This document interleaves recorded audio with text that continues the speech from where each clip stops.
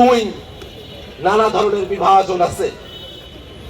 আমরা জানি তুই এর ব্যবহার দুই ক্ষেত্রে হয়, মর্যাদা অর্থে আর তুচ্ছার্থে। কিন্তু আমরা খেয়াল করে দেখি আমাদের মালিকেরা তো আমাদের শ্রমিকদের সাথে তাদের মর্যাদাপূর্ণ ঘনিষ্ঠত্বের কোনো সম্পর্ক থাকে না।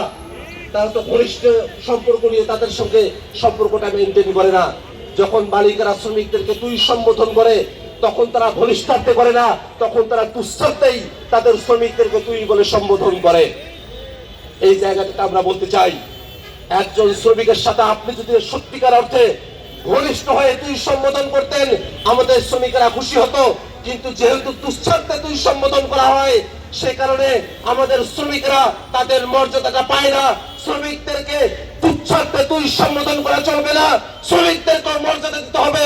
সম্বোধনের ক্ষেত্রে, তাদেরকে ডাকার ক্ষেত্রে, আহ্বান করার ক্ষেত্রে, তাদের সাথে যে কোনো কথা বলার ক্ষেত্রে সম্মানের সাথে শ্রমিকদের সাথে কথা বলতে হবে, শ্রমিকদের মর্যাদাকে নিশ্চিত করতে হবে। আমরা যখন স্বাধীনতা যুদ্ধে অংশগ্রহণ করেছিলাম তখন আমরা মানবিক মর্যাদার কথা বলেছিলাম। এই যে শ্রমিক ভাইরা আমরা এখানে বসে আছি, আমাদের চা শ্রমিকদের দিকে তাকান, তারা কত অবর্ণনীয় কষ্টের মধ্যে দিয়ে তাদেরকে জীবনযাপন করতে হয়। আমরা যদি আরো গভীরে তাকানোর চেষ্টা করি, যারা জুতা সেলাইয়ের কাজ করেন, অর্থাৎ যাদেরকে আমরা মুসি হিসেবে চিনি, যারা পয়ঃনিষ্কাশনের কাজ করেন, যাদেরকে আমরা মেথর হিসেবে চিনি, এই মুসি এবং মেথরদের জীবন কত দুর্বিষহ। আমরা এখনো শুনি বাংলাদেশের কিছু জায়গা আছে যেখানে মুসি এবং মেথরদেরকে হোটেলের মধ্যে প্রবেশাধিকার দেওয়া হয় না।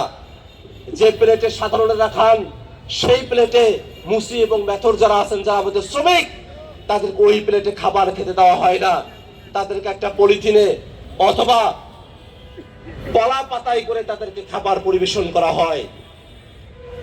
এই যে মর্যাদাগত বিভাজন, সেই বিভাজন বাংলাদেশে আমরা আর দেখতে চাই না।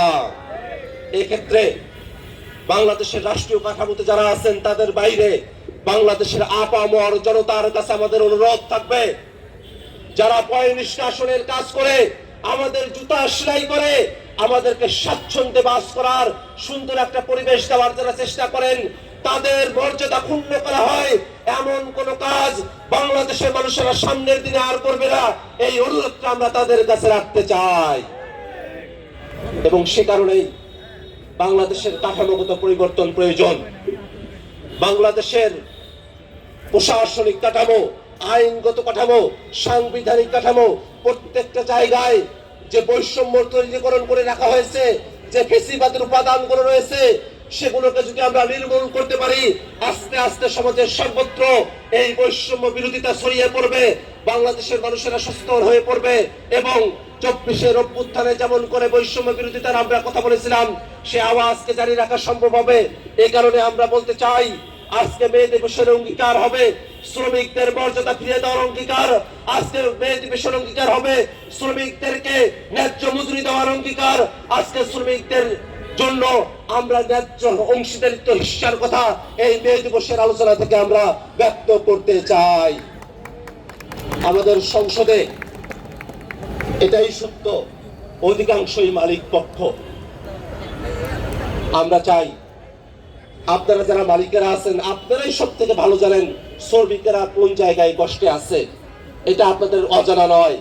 অতএব আপনারা মালিক পক্ষ, শ্রমিকের স্বার্থের কথা আসলে উটপাখির মতো করে মাথাটা বালুর মধ্যে গেড়ে দিয়ে আপনারা শ্রমিকের অধিকারের কথাটুকু আপনারা ভুলে যাবেন, শুধু নিজের হৃষ্টপৃষ্ট দেহটাকে বাইরে প্রদর্শন করবেন। সে অবস্থা থেকে বের হয়ে আসুন। শ্রমিকেরা যদি ভালো থাকে, বাংলাদেশের শিল্প কলকারখানাগুলো তরতর করে এগিয়ে যাবে, বাংলাদেশ এগিয়ে যাবে। মালিকের স্বার্থ রক্ষা হবে, শ্রমিকের স্বার্থ রক্ষা হবে, এমন ধরনের পরিবেশ বাংলাদেশে তৈরি করা হবে। এই আহ্বান রেখে জাতীয় শ্রমিক শক্তিকে সে আহ্বানের সাথে সামনে পথ চলার অঙ্গীকার ব্যক্ত করে জাতীয় নাগরিক পার্টি এনসিপি, আমরা শ্রমিক জনতা বাংলাদেশ সকলে মিলে সামনের দিনে আমরা এগিয়ে যাব, সেই আশাবাদ ব্যক্ত করে আজকের মতো করে আমি আমার বক্তব্য এখানে শেষ করছি। ইনকিলাব জিন্দাবাদ, শ্রমিক শক্তি জিন্দাবাদ।